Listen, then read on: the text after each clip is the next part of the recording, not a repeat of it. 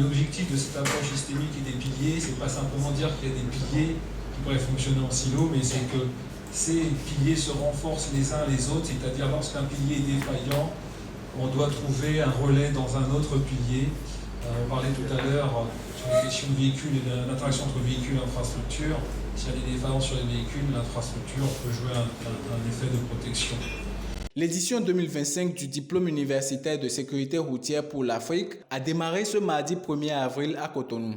Dans son discours de lancement, le directeur général du Centre national de sécurité routière a mentionné les avantages que pourrait avoir cette initiative dans l'amélioration des conditions en ce qui concerne le transport routier au Bénin et en Afrique. Le message relatif à la multiplicité des différents secteurs d'intervention, il va être couvert, donc il y aura des modules, j'imagine, sur la plupart de ces piliers. Et de ça sortiront des professionnels aguerris qui peuvent eux aussi se joindre à cet exercice qui est celui de sécuriser nos routes. Et pas seulement chez nous, j'entends qu'il y a des représentants de plusieurs pays francophones. Donc cette session est aussi une opportunité pour nous de nouer des contacts avec ces autres pays et de travailler ensemble pour améliorer la sécurité routière dans nos pays respectifs.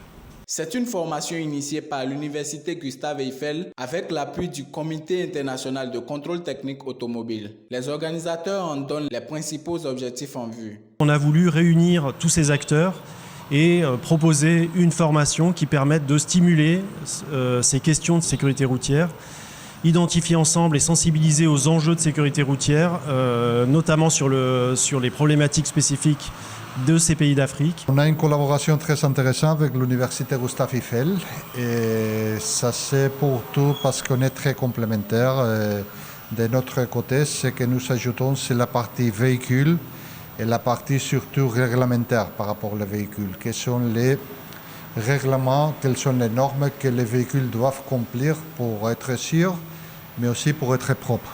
Les impétrants, quant à eux, partagent leurs impressions et les raisons de leur participation. Le point important souligné déjà ce matin, c'est la nécessité d'une agence chef de file de sécurité routière qui aura pour rôle de coordonner les actions de sécurité routière, qui aura en amont pour rôle de mettre en place une politique de sécurité routière, participer et contribuer au financement des actions de sécurité routière, de suivre les résultats de ces actions de sécurité routière afin d'orienter les gouvernants à la prise des mesures efficaces pour aller contre ce fléau. C'est des occasions pour nous de nous côtoyer, de créer un réseautage et encore vraiment de mieux échanger, que ce soit lors des séances de cours ou en aparté, pour mieux comprendre certaines thématiques sur lesquelles nous travaillons. C'est donc parti pour une semaine de cours en présentiel, soit 130 heures pour renforcer les connaissances des acteurs africains de la sécurité routière. La formation sera bouclée par un examen qui débouchera sur l'attribution d'un diplôme universitaire en sécurité routière pour l'Afrique.